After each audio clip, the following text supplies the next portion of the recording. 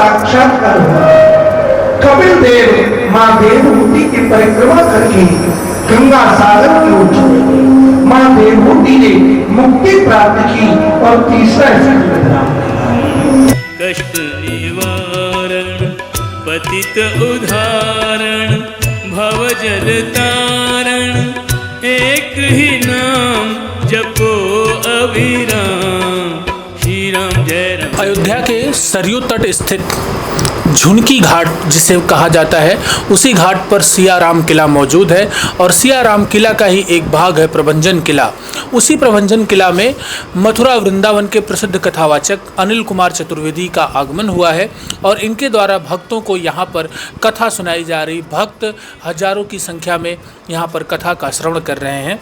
आज हम अनिल कुमार चतुर्वेदी जी जो प्रसिद्ध कथावाचक हैं उनसे जिस मुद्दे पर बात करने वाले हैं वो मुद्दा हम आपको बताते चलते हैं। दरअसल पिछले बीते 1 या 2 दिन पहले ही देवशयनी एकादशी थी।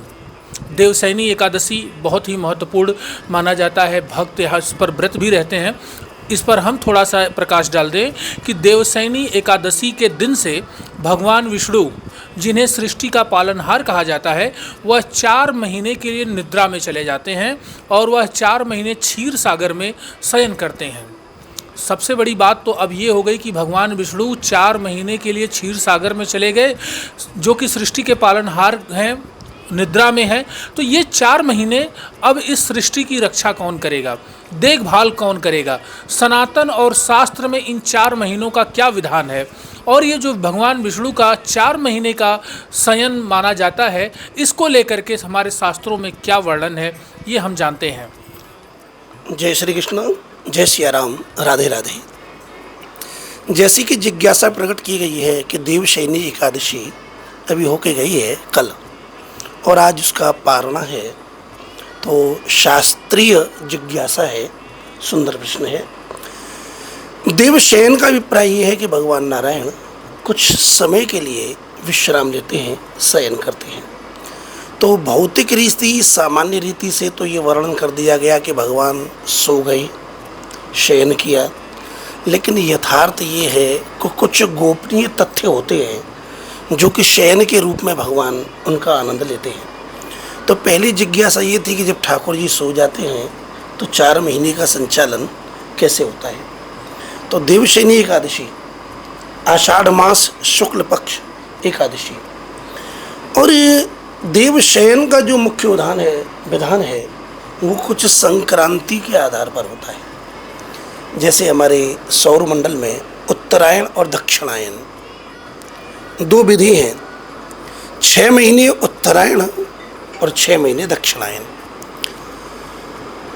जिस दिन से कर्क की संक्रांति प्रारंभ होती है उसी दिन से दक्षिणायन और वर्षा ऋतु प्रारंभ हो जाती है और ये 4 महीने चातुर्मांश के रूप में माने जाते हैं। जो सन्यासी कभी एक जगह रुकते नहीं हैं, परिव्राजक होते हैं, वह भी एक स्थान पर रुक करके चातुर्मांश करते हैं और ये परंपरा अत्यंत प्राचीन और लाभकारी है। एक जगह जब संत विराजें तो उनकी वाणी से सत्संग होता है और प्रजा को लाभ होता है। भगवान शयन में गए, इसका अभिप्राय यह है कि अब उन्हें विश्राम चाहिए।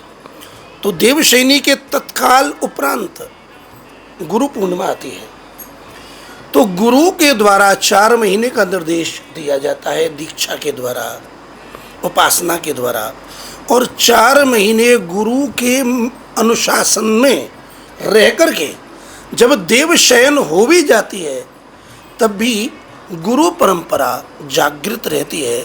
और गुरु पूर्णिमा देवशयन के बाद में इसीलिए सर्वप्रथम पर्व है कि भारतीय सनातन परंपरा के अनुसार गुरु मुख होकर गुरु परंपरा से देवताओं की उपासना की जावे।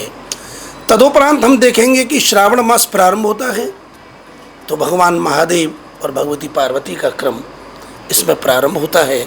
तो 1 महीने भगवान शिव और पार्वती की आराधना रहती है। भाद्रपद में हम देखेंगे कि परब्रह्म परमात्मा जो नारायण शयन कर चुके हैं उनके भी जो अधिष्ठाता भगवान श्री राधा कृष्ण हैं। भाद्रपद मास कृष्ण पक्ष में भगवान श्री कृष्ण का प्राकट्य और शुक्ल पक्ष की अष्टमी को श्री किशोरी जी का प्राकट्य होता है। तो भाद्रपद मास राधा कृष्ण के आधार पर पूर्ण माना जाता है। तदुपरांत इसी के मध्य में अपन पाएंगे कि 11 दिन गणपति की भी उपासना निर्विघ्नता के लिए होती है और अनंत चतुर्दशी के दिन अनंत भगवान का पूजन करके 16 दिन के लिए पितर देव पधारते हैं। तो पितरों को स्वर्ग के देवताओं से ऊंचा स्थान माना जाता है, देव पूजन और पितर पूजन।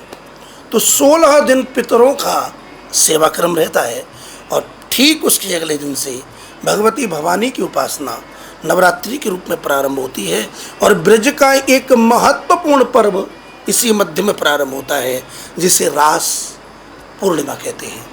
तो भगवान राधा कृष्ण का यमुना के तट पर रासोत्सव होता है और इसी क्रम में फिर पंचदिवसीय दीपावली पर्व प्रारंभ होता है जिसमें धनत्रयोदशी, चतुर्दशी, दीपावली पूजन और श्री गिरिराज पूजन के साथ में मथुरा का महत्वपूर्ण पर्व भाई दूज, जो श्री यमुना जी ने यमराज के लिए भाई रूप में तिलक किया है और वरदान मांगा है कि जो भी मेरी भक्ति करें, स्नान करें, वो यम बंधन से, यम फंद से मुक्तों में। और ठीक इसी क्रम में गोचारण होते होते अक्षय नवमी के साथ दशमी पूर्ण होती है और देव प्रबोधिनी एकादशी के साथ भगवान नारायण जागृत हो जाते हैं।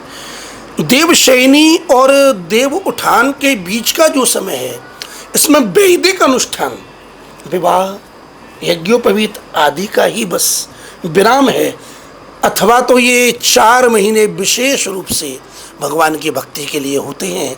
तो वैदिक संस्कारों को जरूर इसमें विराम दिया जाता है और भगवान की भक्ति में उपासना को इसमें विशेष अग्रसर किया जाता है। ये चतुर्मास्य का वैज्ञानिक और पारंपरिक हमारे जीवन में परंपरा से ये क्रम चलता आ रहा है और इसका हम सभी को लाभ लेना चाहिए।